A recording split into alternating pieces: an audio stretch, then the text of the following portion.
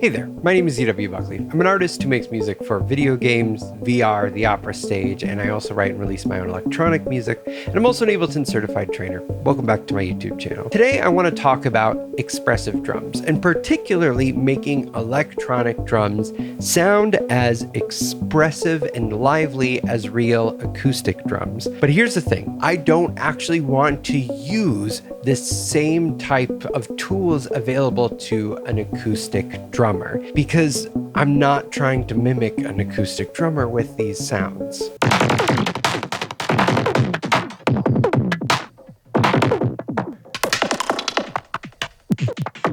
Instead, I want to make my electronic drums be fully expressive in a way that is idiomatic and unique to electronic music. And to do that, we're going to use one of my absolute favorite tools in Ableton Live, and that is, fittingly enough, expression control. Let's go ahead and jump right in. So I've got my drum kit here, and something that I love doing with drums so much, and one of the big reasons why I'm a huge advocate for drum racks, is that I love setting up macros for different parameters on the various drums in my drum rack. And if I expand this out here, nested in here is my drum rack, and if I go over to say, my snare, I've got a bunch of different parameters from drum sampler mapped to the various macros. Honestly, drum sampler has been such an amazing boost to drum sound design in Ableton Live for this exact reason. So I've got various filter controls, modulation, pitch, and sample length all mapped to different macros. Now let's go ahead and collapse this. And so we can see the macros that I have here. I've got the filter cutoff, I've got the filter resonance, the modulation control for the filter, that sample length, a pitch control, and then I've got a delay built in, and then I've got this bus built with spectral time, and then I've got a drive control. Let me play it for you and audition some of these macros.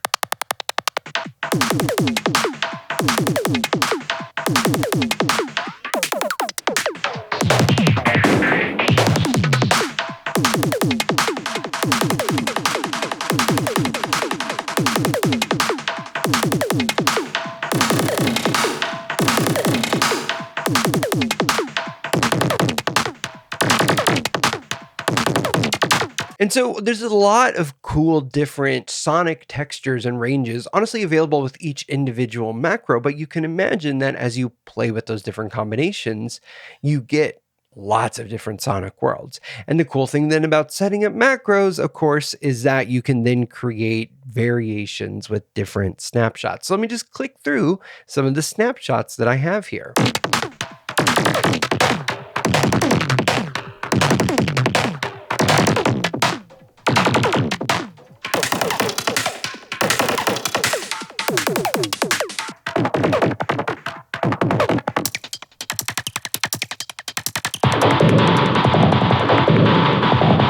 So many cool sounds are just available right then and there. It makes me want to write something with this instrument.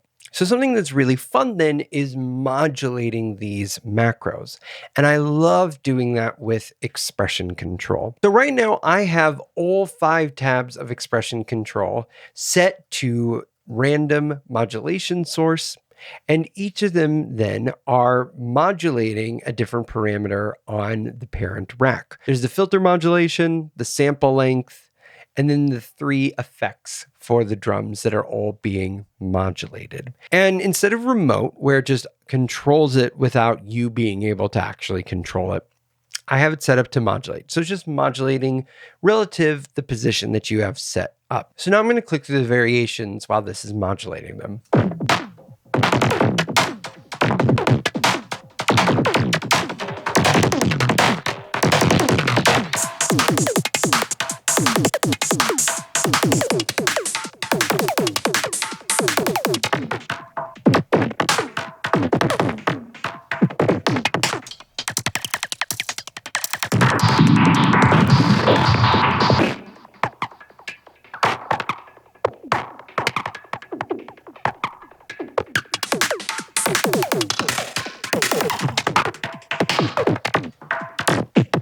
It's so cool. But it would be helpful to have more ways to control this. And we can do this by really just doubling down on our use of macros. So I'm going to group expression control onto itself.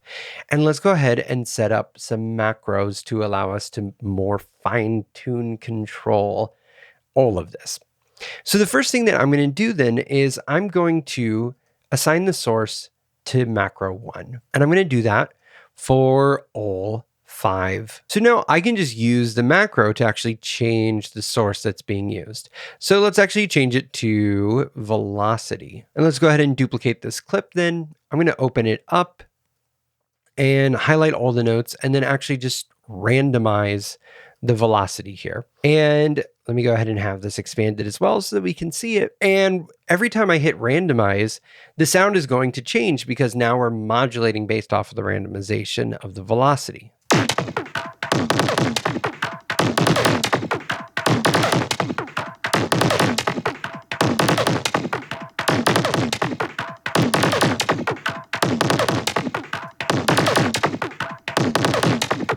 You can hear the accented pulse changing every time.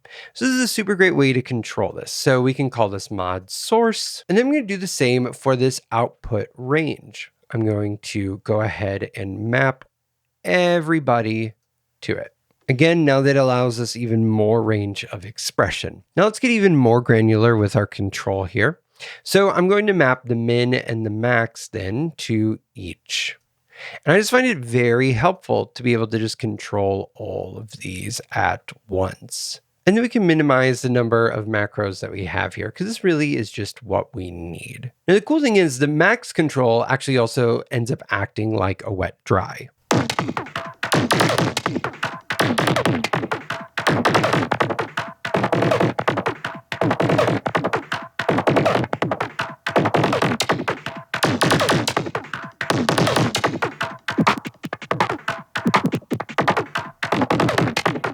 And now with this setup, it becomes really easy to create so much variation, and you can resample it. You can just automate it to move throughout, but it makes it very easy now for electronic drums to be just as expressive as live drums, but in a way that is totally unique to electronic drums. It's not trying to pretend to be a live drummer. It's not trying to be expressive in the way that a live drummer is expressive. These drums are now expressive in the way that electronic drums are expressive. Let me show you what I'm talking about.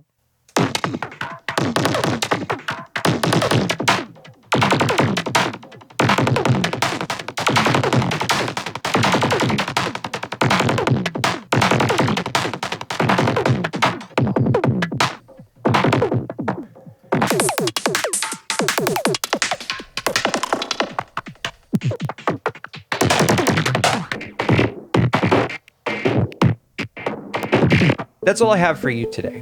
So hopefully you see how you can use expression control in combination with macros and various effects to really make your electronic drums lively and dynamic and expressive and totally unique to their own electronic nature. Thank you so much for watching. Please consider liking, subscribing, and leaving a comment. I'm working really hard to try to grow the channel to 50,000 subscribers by the end of 2026, and it's your support entirely that makes it possible. If you want to go further in helping to sustain the channel, consider joining my Patreon. I have 2 tiers for you. At my artist tier, you get a new preset from me every month for Ableton Live. And for this month, August 2026, you're going to get the drum kit that you've heard in this video. Again, thank you so much for watching, and till next time.